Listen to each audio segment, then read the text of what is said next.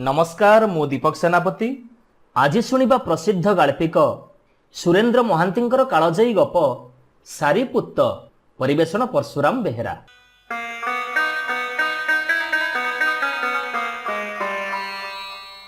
सारीपुत्त फेरी आसुची आज। भिक्षु सारीपुत्त नुह, बुद्धंकर शिष्य शिरोमणि सारीपुत्त नुहे, रूपश्रीर पुत्र सारीपुत्त फेरी आसिबो आज जननीर शून्य कुटीरकू। मुकुलित आम्र उद्यान रे कोकिलर कुहुरब अशांतरु अशांततर होई उठुची। सेई व्यग्र अशांत कुहुरब भितरे प्रकाश पाउची जेपरी जननी रूपश्रीर आह्वान, फेरियास पुत्र, फेरियास सारीपुत्त। सारीपुत्त फेरी आसुची आज। देवता ब्राह्मणंकर कथा कोन मिछ हुए?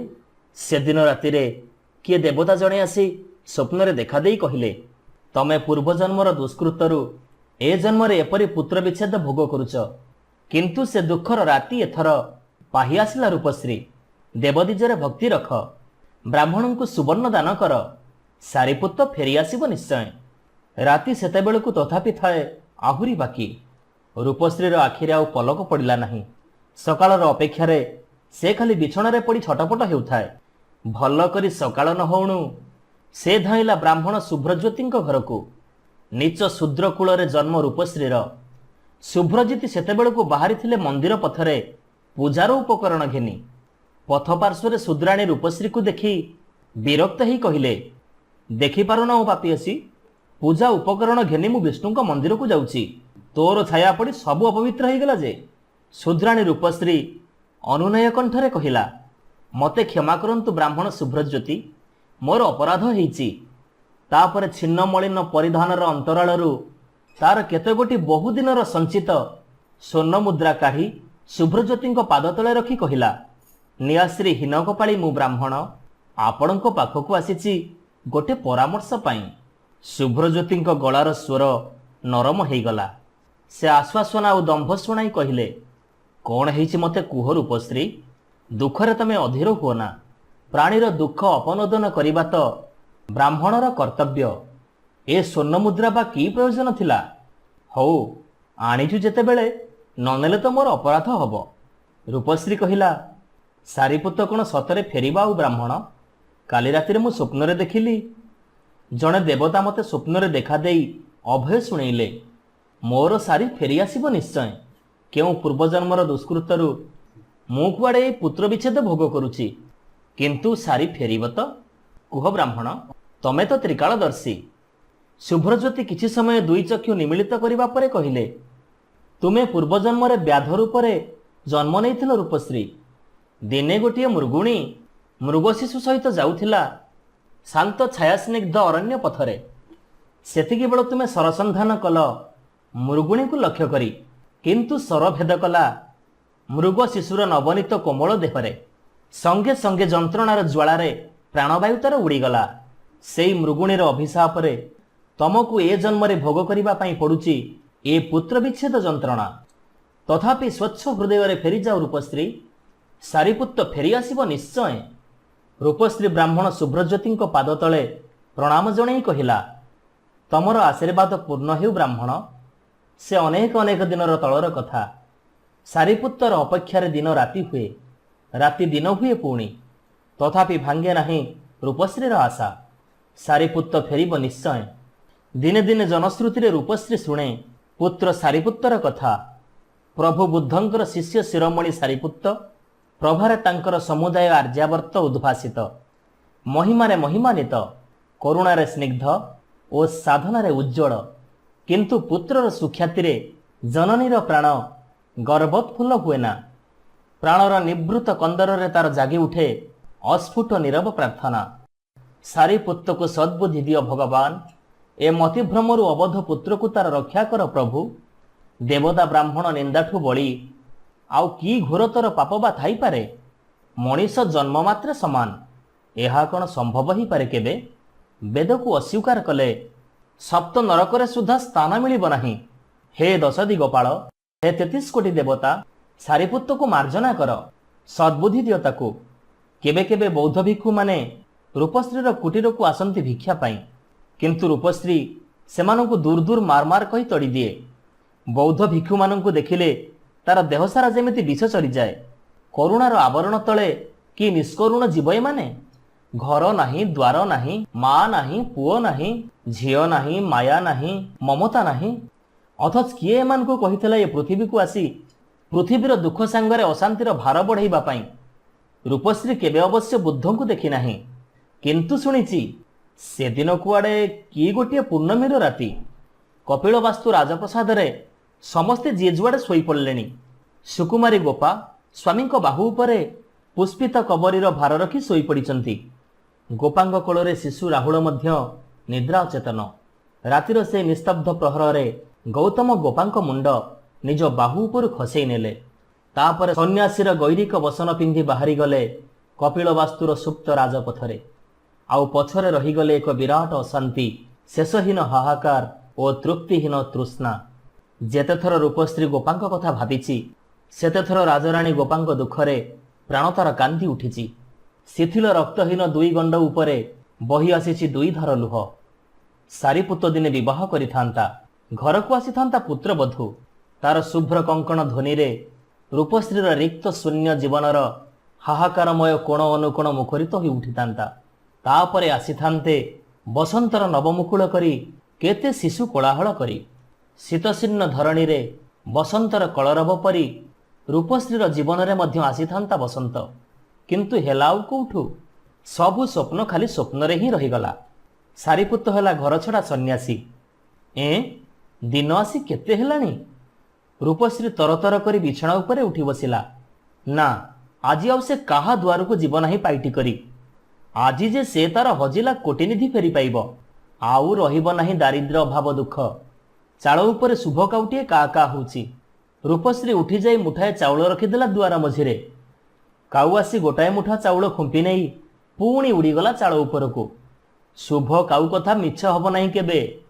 ସାରିପୁତ ଫେରି ଆସୁଛି ଆଜି ରୂପଶ୍ରୀର କୋଳକୁ। ଏତେ ଦିନ ଏତେ ଆଶା ତ ମିଛ ହେଇଛି। ଆଜି ଯଦି ଆଗ ପରି ସବୁ ମିଛ ହେଇଯାଏ। ରୂପଶ୍ରୀର ଛାତି ଦମ ଦମ ହୋଇ ପଡ଼ିଲା। ନା ନା ନା ନା, ଶୁଭ କାଉର କଥା କ'ଣ କେବେ ମିଛ ହୁଏ? ସେଦିନ ରୂପଶ୍ରୀ ସାରାଦିନର ପେଟ ପାଟଣା ପରେ କୁଡ଼ିଆ ଦୁଆରେ ବସି ଚାହିଁଥିଲା ଦୂରର ଅଙ୍କାବଙ୍କା ରାସ୍ତା ଆଡ଼େ।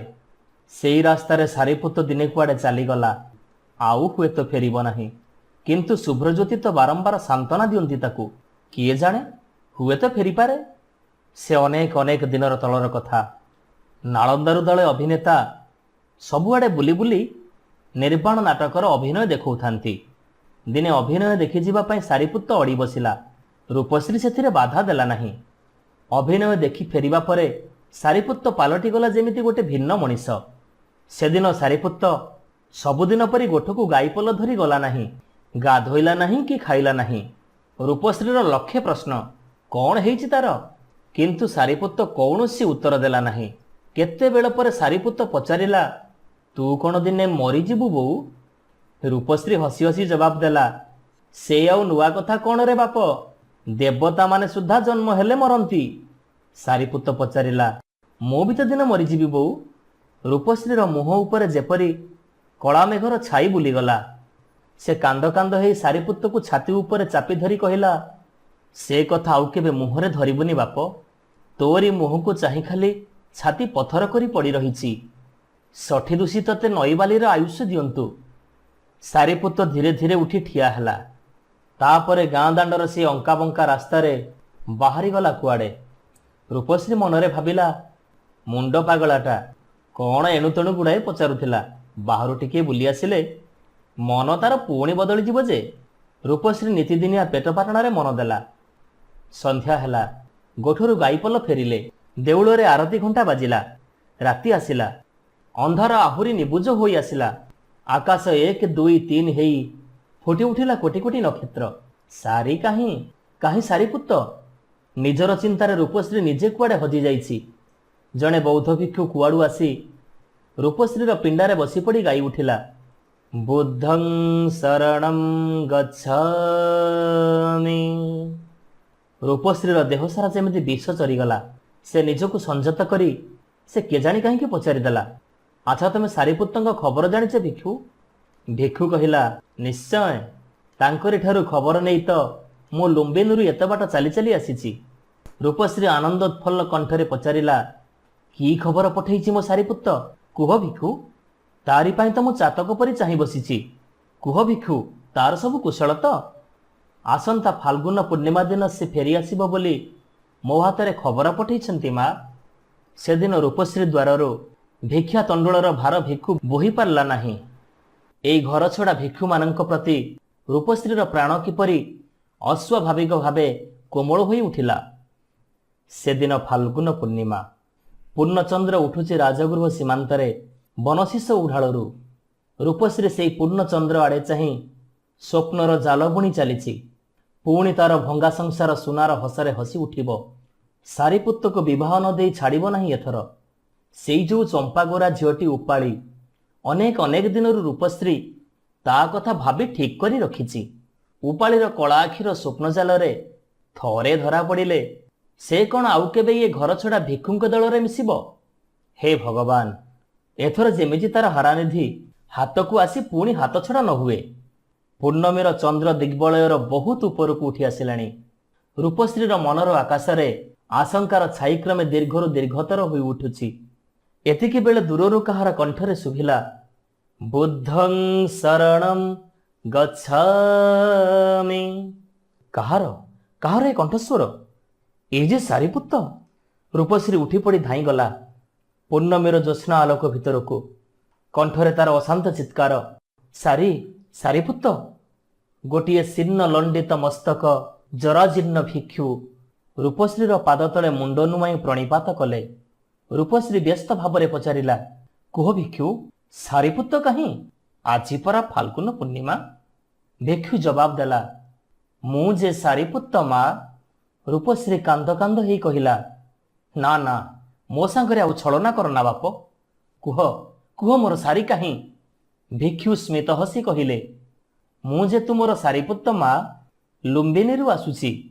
ଏହି ସାରିପୁତ୍ତ, ଏହି ଲଣ୍ଡିତ ମସ୍ତକ, ଜରାଜୀର୍ଣ୍ଣ କଙ୍କାଳ ସାରା ଭିକ୍ଷୁ, ମୁହଁରେ ପୁଣି ସେ ଅଲକ୍ଷଣା ଘରଭଙ୍ଗା କଥା, ବୁଦ୍ଧଂ ଶରଣଂ ଗଚ୍ଛାମି।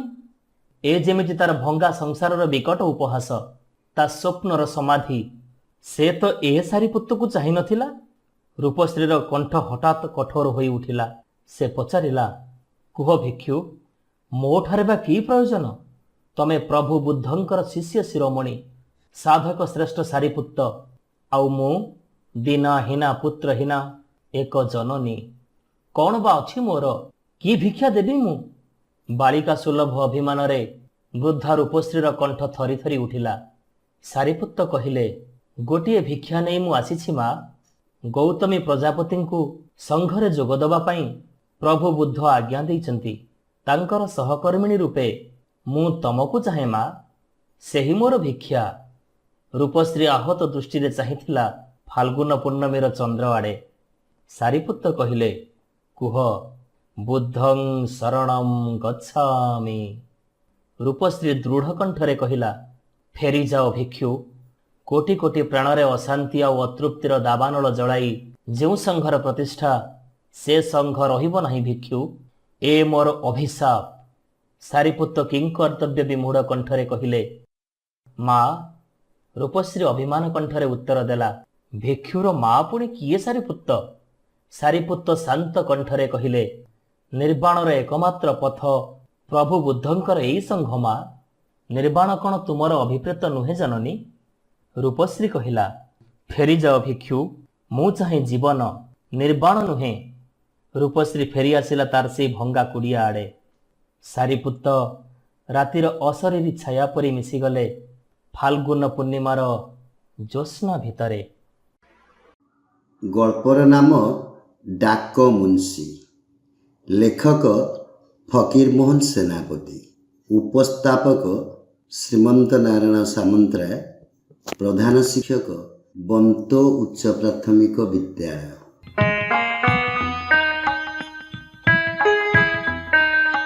ହରି ସିଂ ସରକାରୀ କର୍ମରେ ବାହାଲ ହେଲା ଦିନଠାରୁ ମଫସଲର ସାନ ବଡ଼ ଅନେକ ପୋଷ୍ଟ ଅଫିସକୁ ବଦଳି ହୋଇ କର୍ମ ଇଞ୍ଜାମ କରି ଆସିଲେଣି। ଆଜକୁ 10 ବର୍ଷ ହେଲା କଟକ ସଦର ପୋଷ୍ଟ ଅଫିସରେ ବରାବର ରହି କର୍ମ କରୁଛନ୍ତି। ଭଲ ରୂପେ କର୍ମ କରିବାରୁ ପ୍ରମୋସନ୍ ପାଇଲେଣି। ବର୍ତ୍ତମାନ ସେ ହେଡ୍ ପିଅନ। ଦରମା ମାସକୁ 9 ଟଙ୍କା। କଟକ ସହରରେ ସବୁ ଜିନିଷ କିଣେ। ନିଆଁ ଟିକକ ପାଇଁ ଦିଆସିଲିଟା ମଧ୍ୟ ନ କିଣିଲେ ନୁହେଁ। ଅତି କଷ୍ଟରେ ଚଳି ସୁଦ୍ଧା ମାସକୁ 5 ଟଙ୍କାରୁ ଊଣା ଖରଚ ପଡ଼େ ନାହିଁ। କୌଣସି ରୂପେ ଘରକୁ 4 ଟଙ୍କା ନ ପଠାଇଲେ ନୁହେଁ। ଘରେ ସ୍ତ୍ରୀ ଆଉ 8 ବର୍ଷର ପୁଅ ଗୋପାଳ। ମଫସଲ ଜାଗା 4 ଟଙ୍କାରେ କୌଣସି ରୂପେ ଟାଣଟୁଣ ହୋଇ ଚଳିଯାଏ। ସେଥିରୁ ପଇସା ଊଣା ହେଲେ ଅଚଳ। ଗୋପାଳ ଅପର ପ୍ରାଇମେରୀ ସ୍କୁଲରେ ପଢ଼େ। ସ୍କୁଲରେ ଦରମା ମାସକୁ 2 ଅଣା। ସ୍କୁଲ ଦରମା ଛଡ଼ା ଆଜି ବହି ଖଣ୍ଡେ, କାଲି ସ୍ଲେଟ, କାଗଜ ଏସବୁ ଜିନିଷ କିଣିବାକୁ କେବେ କେବେ କିଛି ବେଶୀ ଖରଚ ପଡ଼େ। ଏପରି ଉପରି ଖରଚ ପଡ଼ିଗଲେ ସେ ମାସରେ ଭାରି କଷ୍ଟ। ଦିନେ ଦିନେ ବୁଢ଼ାକୁ ଉପାସ ରହିଯିବାକୁ ହୁଏ। ଉପାସ ହେଉ ପଛେ ମୋ ଗୋପାଳଟି ପଢ଼ୁ। ଦିନେ ପୋଷ୍ଟମାଷ୍ଟର ସର୍ଭିସ ବୁକ୍ ଦେଖି କହିଲେ, ହରି ସିଂ, ତୁମର 55 ବର୍ଷ ବୟସ ହୋଇଗଲା। ପେନସନ୍ ନେବାକୁ ହେବ, ଆଉ ଚାକିରି କରିପାରିବ ନାହିଁ। ସିଂଙ୍କ ମୁଣ୍ଡରେ ତ ବଜ୍ର ଭାଙ୍ଗି ପଡ଼ିଲା। କ'ଣ କରିବେ? ସଂସାର ଚଳିବ କିପରି?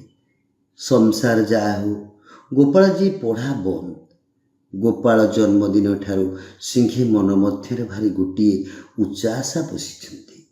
ଗୋପାଳ ମଫସଲ ପୋଷ୍ଟ ଅଫିସରେ ସବପୋଷ୍ଟ ମାଷ୍ଟର ହେବ। ମାତ୍ର ଟିକେ ଇଂରାଜୀ ନ ଜାଣିଲେ ଏତେ ବଡ଼ ଚାକିରିଟା ମିଳିବା ମୁସ୍କିଲ। ମଫସଲରେ ସୁବିଧା ନାହିଁ। କଟକ ଆଣି ଇଂରାଜୀ ପଢ଼ାଇବାକୁ ହେବ। ଚାକିରି ଗଲେ ତେଡ଼େ ବଡ଼ ଆଶାରୁ ଏକାବେଳକେ ନିରାଶ। ସବୁବେଳେ ସେହି କଥା ଭାବି ଭାବି ଦେହଟା କଳାକାଠ ପଡ଼ିଗଲାଣି। ଦିନେ ଦିନେ ରାତିରେ ନିଦ ହୁଏ ନାହିଁ। ଭାବି ଭାବି ରାତି ପାହିଯାଏ। ସିଂହେଙ୍କ ଉପରେ ପୋଷ୍ଟମାଷ୍ଟର ବାବୁଙ୍କର ଭାରି ମେହରବାନୀ। ବସାରେ ମୁକରିର ଚାକର ଥିଲେ ମଧ୍ୟ ସରକାରୀ କାମ ସାରି ସଞ୍ଜବେଳେ ସିଂହେ ବାବୁଙ୍କ ବସାରେ 2-4ଟା କାମ ଦାମ କରିଦେଇ ସଞ୍ଜବେଳେ ଗୋଟିଏ ଆରାମ ଚୌକିରେ ପଡ଼ି ବାବୁ ଇଂରାଜୀ ଖବରକାଗଜ ପଢ଼ିଲା ବେଳେ ସିଂହେ ଯେଉଁ ମିଠା କଡ଼ା ଗୁଡ଼ାକୁ ଚିଲମ ସାଜି ଦିଅନ୍ତି, ସେପରି କେହି ଜାଣେ ନାହିଁ। ଦିନେ ସଞ୍ଜବେଳେ ଭଲ କରି ଗୁଡ଼ାକୁ ଚିଲେମେ ସାଜି ଆଣି ଭଲ କରି ଚିଲମଟା ଫୁଙ୍କିଦେଲେ।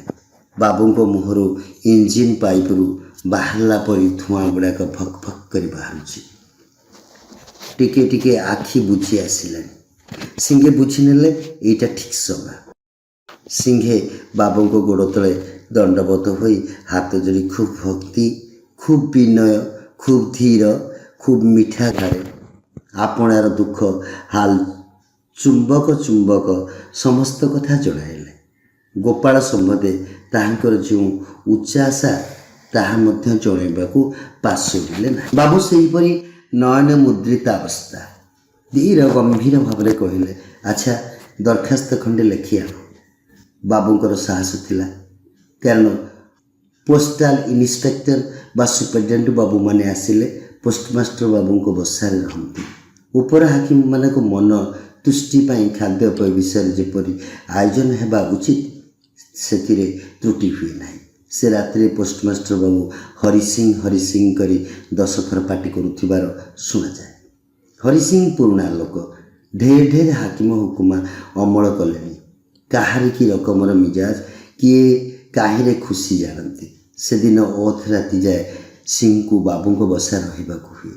କାରଣ ଓଡ଼ିଶାର କଦର୍ଯ୍ୟ ହେବା ହେତୁରୁ କେହି ବାବୁ ହଠାତ୍ ପୀଡ଼ିତ ହୋଇ ବାନ୍ତି ବୁନ୍ତି କରି ପକାଇଲେ ହୁସିଆର ସିଂହେ ସୋଡ଼ା, କାଗଜି ଲେମ୍ବୁ ପ୍ରଭୃତି ହାଜର କରାଇ ବାବୁଙ୍କୁ ସମ୍ଭାଳି ନିଅନ୍ତି।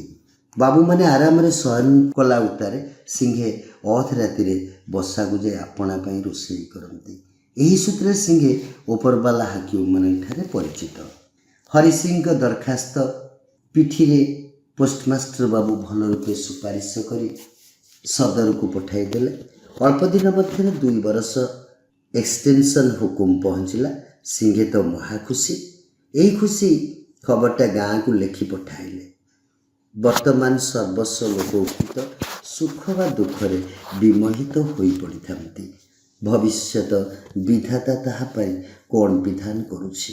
ତେଣିକି ଥରେ ହେଲେ ଅନାଇବା ଦରକାର ମଣନ୍ତି ନାହିଁ।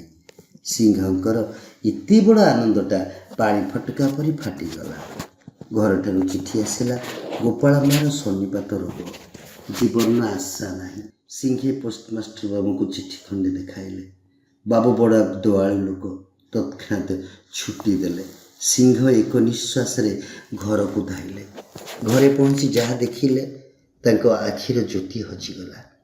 ଜଗତଟା ଯେମନ୍ତ ଅନ୍ଧକାରମୟ। ବୁଢ଼ୀର କଥା ଶେଷ ପ୍ରାୟ ହେଲାଣି। ସ୍ୱାମୀକୁ ଖୁଣା ଦୃଷ୍ଟିରେ ଭଲ କରି ଅନାଇଲେ। ଦୁଇ ହାତ ଅଳ୍ପ ଉଠାଇ ଦଣ୍ଡବତ କଲେ। ସ୍ୱାମୀ ଗୋଡ଼ ଧୂଳି ନେବାକୁ ଠାରିଲେ। ସେଇ ଧୂଳି ଟିକକ ପାଇ ଅନାଇ ରହିଥିଲେ। ସବୁ ଶେଷ ହେଲା। ସିଂହଙ୍କର ପ୍ରକୃତ ଗୃହ ଭଗ୍ନ ହେଲା। ସେ ଘରର ମାଲମତା 2 ଖଣ୍ଡ ବିକିଦେଇ ପିଲାଟିକୁ ଧରି କଟକ ପଳାଇ ଆସିଲେ। ଗୋପାଳ ମାଇନାର ପଢ଼େ। ସିଂହଙ୍କର ବର୍ତ୍ତମାନ ଭାରି କଷ୍ଟ। ପେନ୍ସନ୍ ହୋଇଗଲାଣି। ଭାରି ଅଚଳ। ଘରେ ଲୋଟା କଂସା ଯାହା 2 ଖଣ୍ଡ ଥିଲା ବିକି ଖାଉଛନ୍ତି। ଚାକିରିରେ ଥିଲାବେଳେ ଅତି କଷ୍ଟରେ ମାସକୁ 2-4 ଅଣା ସଞ୍ଚି ସେଭିଂ ବ୍ୟାଙ୍କରେ କିଛି ରଖିଥିଲେ। ଗୋପାଳ ପଛରେ ମାଇନର ପଢ଼ାରେ ସବୁ ସରିଲେ। ସିଂହଙ୍କର ପ୍ରବଳ ଆଶା, ଗୋପାଳ ପାସ୍ କଲେ ସବୁ କଷ୍ଟ ମେଣ୍ଟିବ। ଗୋପାଳ କେତେଥର ଭରସା ଦେଇ କହିଲେଣି, ବାପା ଧାର ଖର୍ଚ୍ଚ କରି ମୋତେ ପଢ଼ାଅ, ଚାକିରି କରି ସୁଝିବ। ହରିସିଂଙ୍କର ଆର୍ତ ପ୍ରାର୍ଥନା ଦୀନବନ୍ଧୁ ପ୍ରଭୁ ଭଗବାନ ଶୁଣିଲେ। ଗୋପାଳ ମାଇନର ପାସ୍ କଲା। ସିଂହଙ୍କର ଆନନ୍ଦର ସୀମା ନାହିଁ। ସେହି ପୁରୁଣା ପୋଷ୍ଟମାଷ୍ଟର ବାବୁ ଅଛନ୍ତି। ସିଂହେ ତାହାଙ୍କୁ ଧରି ବହୁତ ନିବେଦନ କଲେ। ଉପର ହାକିମମାନଙ୍କର ମଧ୍ୟ କିଛି ଅନୁଗ୍ରହ ଥିଲା। ଗୋପାଳ ଏକାବେଳକେ ମଫସଲ ମକ୍ରାମପୁର ପୋଷ୍ଟ ଅଫିସରେ ସବପୋଷ୍ଟମାଷ୍ଟର ନିଯୁକ୍ତି ହେଲେ। ବେତନ ମାସକୁ 20 ଟଙ୍କା। ବର୍ତ୍ତମାନ ସଦର ପୋଷ୍ଟ ଅଫିସରେ 4 ମାସ କାମ ଶିଖି ମଫସଲ ଯିବେ। ହରିସିଂଙ୍କର ଆନନ୍ଦର ସୀମା ନାହିଁ। ଅନବରତ ପ୍ରଭୁଙ୍କୁ ଅନାଇ ମୁଣ୍ଡିଆ ମାରି ମାରି ଜଣାଉଛି, ଧନ୍ୟ ପ୍ରଭୁ, ତୁମର କରୁଣା ଦୁଃଖୀର ଗୁହାରି ଶୁଣିଲ। ଚାକିରି ଖବର ଆସିବା ଦିନ ରାତିରେ ବୁଢ଼ା ସିଂହେ ନିରୋଳାରେ ବସି ଢେର କାନ୍ଦିଲେ। ହାୟ, ଆଜି ବୁଢ଼ୀ ଥିଲେ କିରେ ଆନନ୍ଦଟା ହୁଅନ୍ତେ। ତାଙ୍କ ଗୋପାଳ ହାକିମ ଚାକିରି ପାଇଲା। ଆନନ୍ଦ ଉତ୍ସବରେ ଗଡ଼ି ଯାଉଥାନ୍ତେ। ହାୟ, ଅଭାଗୀ ଗୋପାଳରେ ଦେଖିବାକୁ ନାହିଁ। ହେଉ ହେଉ, ତାଙ୍କ ଗୋପାଳ ତ ହାକିମ ହେଲା। ପ୍ରଭୁ ଗୋପାଳଟିକୁ ରକ୍ଷା କରନ୍ତୁ। ଗୋପାଳ ପ୍ରଥମ ମାସ ଦରମାଟା ପାଇ ବୁଢ଼ା ହାତରେ ଦେଲା। ବୁଢ଼ାର ଆନନ୍ଦ କହିଲେ ନ ସରେ। ଗୋଡ଼ ତଳେ ପଡ଼ୁନାହିଁ। ପୁଅ ହାକିମ। ଏତେ ଗୁଡ଼ାଏ ଟଙ୍କା ମାସକ ମଧ୍ୟରେ ଆଣିଲା। ଟଙ୍କା ଗୁଡ଼କା 4-5 ଥର ଗଣି ଅଣ୍ଟିରେ ବାନ୍ଧି ଶୋଇଲେ। ଆର ଦିନ ସକାଳେ ଲଣ୍ଡଭଣ୍ଡ ହୋଇ ବଜାରକୁ ଧାଇଁଲେ। କୁର୍ତ୍ତା, କୁରୁତା, ଲୁଗା ଯାହା ଯାହା ଦରକାର କିଣାଗଲା। ଗୋପାଳ ଯେ ହାକିମ ହେଲାଣି, ସେ କ'ଣ ଯେ ସେ ଲୁଗା ପିନ୍ଧିବ? ଭିକ ଦେଖି ସିନା ଭିକ, ସେହିପରି ପୋଷାକ ଲୋଡ଼ା। ଏଣେ ଗୋପାଳ ବାବୁ ଅଫିସର 5 ଜଣ ବାବୁ ସାଙ୍ଗରେ ବସି ଇଂରାଜୀ ଲେଖନ୍ତି। ବାବୁମାନଙ୍କ ସହିତ ସବୁବେଳେ କାରବାର। ସମସ୍ତେ ଡାକନ୍ତି ଡାକ ମୁନ୍ସି ବାବୁ। ପୁରା ନାମ ଗୋପାଳ ଚନ୍ଦ୍ର ସିଂ। ଏଣେ ବସାରେ ଆସି ଦେଖନ୍ତି କ'ଣ ନା ବୁଢ଼ାଟା ମଳିଆ ଲୁଗା ଖଣ୍ଡେ ପିନ୍ଧି କାମରେ ଲାଗିଛି। ଗୋପାଳ କେମିତି ଭଲ କରି 2ଟା ଖାଇବ। ଗୋପାଳ ଗାଧୋଇ ଗଲା। ଓଦା ଲୁଗା ଶୁଖେ ନାହିଁ। ପିଲାଟା କାମ କରି କରି ଧନ୍ଦି ଗଲାଣି। ଏ ସମସ୍ତ ଦିନ ରାତି ଚିନ୍ତା। ଆଗେ ବୁଢ଼ା ସିଂହେ ବେଳେବେଳେ ହରିନାମ କରୁଥିଲେ, କିଛି କିଛି ଧର୍ମକର୍ମ କରୁଥିଲେ। ଏବେ ଗୋପାଳ ବାବୁଙ୍କ ପାଇଁ ସବୁ ଭୁଲିଗଲେଣି। ବୋଧ କରୁ ହରି ଏସବୁ ଦେଖି ବୁଢ଼ା ଉପରେ ଖପା ହେଇଗଲାଣି। ଧମକାଇ କହିଲେ, ଆରେ ନିର୍ବୋଧ, ଏ କ'ଣ ରେ? ଆଚ୍ଛା ବୁଝିବୁ। ଏଣି ଗୋପାଳ ବାବୁଙ୍କର ଭାବ କିଛି କିଛି ବଦଳିଗଲାଣି। ଏବେ ବାପାକୁ ଦେଖିଲେ ମିଛଟାରେ ହେଲେ ରଗ ରଗ ସିଂ ସିଂ ହୁଅନ୍ତି। ଏଟା ମୂର୍ଖ, ଇଂରାଜୀ ଜାଣେ ନାହିଁ, ମୂଲିଆ ମଳିଆ ଲୁଗା ପିନ୍ଧିଥାଏ। ଏଟାକୁ ବାପ ବୋଲି ଡାକିବି ଲୋକେ କ'ଣ କହିବେ? ସେଦିନ ଶିକ୍ଷିତା କେତେଜଣ ସ୍ତ୍ରୀ ଲୋକ ସେମିଜ ପିନ୍ଧି ପୋଷାକ ପିନ୍ଧି ଠିଆ ହୋଇଥିଲେ। ବୁଢ଼ାଟା ଦେହରେ କୁର୍ତ୍ତା ନାହିଁ। ସେମାନଙ୍କ ଆଗ ଦେଇ ଚାଲିଗଲା। କି ଲଜ୍ଜା, କି ଲଜ୍ଜା! ଏଟାକୁ ବସାର ନ ତଳିଦେଲେ ଆଉ ଇଜ୍ଜତ ରହିବ ନାହିଁ। ଦିନେ ଡାକମୁନ୍ସି ବାବୁ ବାପାକୁ କହିଲେ, ଦେଖ, ତୁମେ ମୋର କିଛି ଉପକାର କରିନାହ। ଇଚ୍ଛା ହେଲେ ବସାର ରହ, ନହେଲେ ଚାଲିଯାଅ। ଆଉ ଦେଖ, ବାବୁମାନେ ଆମ ଦୁଆରକୁ ଆସିଲେ ତୁମେ ଘରୁ ବାହାରିବ ନାହିଁ। ଗୋପାଳ କଥା ଶୁଣି ବୁଢ଼ାର କାନ ମୁଣ୍ଡ ଭାଁ ଭାଁ ହେଇଗଲା। ଗୁମ୍ କରି ବସି ପଡ଼ିଲା। କାହାକୁ କହିବ? ପୁଅ କଥା ଅଜାଗା ଦେଖି ହୁଏ ନାହିଁ କି ଦେଖା ହିଁ ହୁଏ ନାହିଁ। ଯାହାକୁ ମନର କଥା କହିଥାନ୍ତା ସେ ଯାଇଛି। ବୁଢ଼ୀ କଥା ମନରେ ପଡ଼ିଲେ ଢେର କାନ୍ଦିଲା। ଚାରିଆଡ଼କୁ ଅନାଇଲା। କେହି ଭରସା ନାହିଁ। ବୁଢ଼ା ଦୁଃଖ ବେଳେ ବୁଢ଼ୀ କଥା ମନରେ କରେ, ସୁଖ ବେଳେ ମନରେ କରେ। ମୁହଁ ପୋଛିଲା ଆଉ କାନ୍ଦିଲା ନାହିଁ। ଗୋପାଳର କାଳେ ଅମଙ୍ଗଳ ହେବ। ଗୋପାଳବାବୁ କାଲି ସକାଳେ ମଫସଲ କାମ ଜାଗାକୁ ଯିବେ। ବୁଢ଼ାକୁ ଜଣାଇ ନାହାନ୍ତି। ସକାଳେ ଉଠିଲେ ଅବଜ୍ଞା ଭାବରେ କହିଲେ, ଏ ବାବା, ମୁଁ ମଫସଲ ବାହାରିଲି, ଏଇ ଜିନିଷପତ୍ର ସବୁ ଘିନି ଆସ। କେତେ ବା ଜିନିଷ ବୁଝି ଖବରଦାର, ମୂଲିଆ କରିବ ନାହିଁ। କହିଲେ, ତୁମେ ଜାଣ, ମୁଁ ପଇସା ଦେବି ନାହିଁ। ବାବୁ ପୋଷାକ ପିନ୍ଧି କାଖରେ ଛତା ଯାକି ବାଡ଼ି ଘୁରାଇ ଚାଲିଗଲେ। ବୁଢ଼ା କ'ଣ କରିବ? ସବୁ ଜିନିଷ ରୁଣ୍ଡାଇ ପୁଣ୍ଡାଇ ଗୋଟିଏ ମୁଟେରି ବାନ୍ଧି ମୁଣ୍ଡାଇଲା। ଚାଲିପାରୁନାହିଁ। ଦେହରେ ବଳ ନାହିଁ। ଆଖିରୁ ବେଳେବେଳେ ପାଣି ବହି ପଡ଼ୁଛି। 10 ଜାଗା ବସି ଉଠି ସଞ୍ଜ ସରିକି ମକରାମପୁରରେ ପହଞ୍ଚିଲା। ଡେରି ହେବାରୁ ବାବୁ ଫଇଜଟିଏ କଲେ। ବୁଢ଼ା ଗୁମ୍ ହୋଇ ବସି ଥକା ମେଣ୍ଟାଉଥାଏ।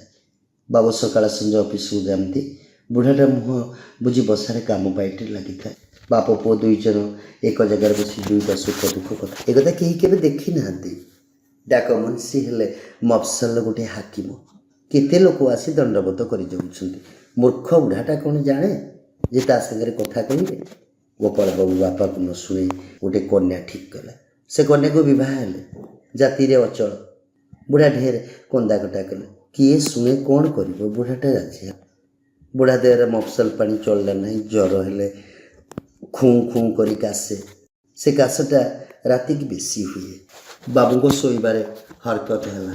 ପିଅନକୁ ହୁକୁମ ଦେଲେ, ବୁଢ଼ାଟାକୁ କିଆ ବାଡ଼ିରେ ଫୋପାଡ଼ି ଦେଇ ଆସ। ସେ ପିଅନଟା ମୂର୍ଖ, ଇଂରାଜୀ ପଢ଼ି ନାହିଁ। ତାର ଗୋଟେ ଦେଶୀ ହୃଦୟ ଅଛି। ବିଚାର କଲା, କ'ଣ ବୁଢ଼ା ରୋଗୀଟିକୁ କିଆ ବାଡ଼ିରେ ଶୁଆଇ ଦେବି? ଦିନେ ବୁଢ଼ାର ଭାରି ଜ୍ୱର। 3 ଦିନ ଖାଇ ନାହିଁ। ଅଧ ରାତି ଅନ୍ଧାର। ଥଣ୍ଡା ପାଇଁ ବୁଢ଼ାର କାଶ ବଢ଼ି ପଡ଼ିଲା। ବାବୁ ତ ଭାରି ଖପା। ବୁଢ଼ା ଛାତିରେ 2ଟା ଇଂରାଜୀ ଭୁସି ମାରିଲେ। ବିଛଣାପତ୍ର ବାହାରକୁ ଫୋପାଡ଼ି ଦେଲେ। ବୁଢ଼ା ଗାଁକୁ ପଳାଇଲା। ପାଖରେ ଥିବା ଖୁବ୍ ଭଲ ଲୋକଠୁ ଶୁଣାଯାଇଛି ଗୋପାଳ ବାବୁଙ୍କ ମନ ସେଇଦିନଠାରୁ ବଡ଼ ଖୁସି। ଆଉ ଏଣେ ବୁଢ଼ା ଗାଁକୁ ଆସି ତାର ଯେଉଁ 2 ମାଣ ଜମି ଥିଲା ଭାଗରେ ଲଗାଇ ଦେଲା। ଘରେ ବସି ଧାନ ପାଏ। ପେନ୍ସନ୍ ଟଙ୍କାରେ ଲୁଗାପଟା ତେଲ ଲୁଣ ଖର୍ଚ୍ଚ ଚଳେ। କାଶ ହେଲା ଦିନଠୁ ବୁଢ଼ା ଟିକେ ଟିକେ ଅଫିମ ଧରିଛି। ସବୁ ଖର୍ଚ୍ଚ ବେଶ ଚଳେ। ଘରଠାରେ ପିଣ୍ଡାରେ ବସି ହରିନାମ କରେ। ଉଛୁଣି ବାପ ପୁଅ ଦିହେଁ ଖୁସି। ପରର ସୁଖ ଦେଖି ପାଠକ ମହାଶୟ ଶିକ୍ଷିତ ପୁତ୍ର ସମାଜରେ ପ୍ରତିଷ୍ଠିତ ହେଲା ପରେ ପିତା ପୁତ୍ରର ସମ୍ପର୍କ ଭୁଲି ଯାଉଛି। ନିଜର ସୁଖ ସୁଚିନ୍ତାକୁ ସେ ଗୁରୁତ୍ୱ ଦେଉଛି। ଏହି ସାମାଜିକ ବ୍ୟବସ୍ଥାର ଅଧୋଗତିକୁ ଲେଖକ ମର୍ମେ ଉପଲବ୍ଧି କରି ରଚନା କରିଛନ୍ତି ଡାକ ମୁନ୍ସି ଗଳ୍ପ। ନମସ୍କାର ଶ୍ରୋତା ବନ୍ଧୁ, ଯଦି ଆପଣମାନଙ୍କୁ ଆମ ଗପ ଭଲ ଲାଗୁଥାଏ, ଆପଣଙ୍କ ମନକୁ ଛୁଉଁଥାଏ, ତେବେ ଲାଇକ୍ କରନ୍ତୁ, ସବସ୍କ୍ରାଇବ୍ କରନ୍ତୁ। ସୁନ୍ଦର ସୁନ୍ଦର କାହାଣୀ ନେଇ ଆମେ ପୁଣି ଆପଣଙ୍କ ପାଖରେ ଆଗକୁ ଆସିବୁ। ଆପଣ ସବସ୍କ୍ରାଇବ୍ କରିବା ପରେ ବେଲ୍ ଆଇକନ୍କୁ ଦବାଇବା ପାଇଁ କେବେ ବି ଭୁଲିବେନି। ଜୟ ଜଗନ୍ନାଥ।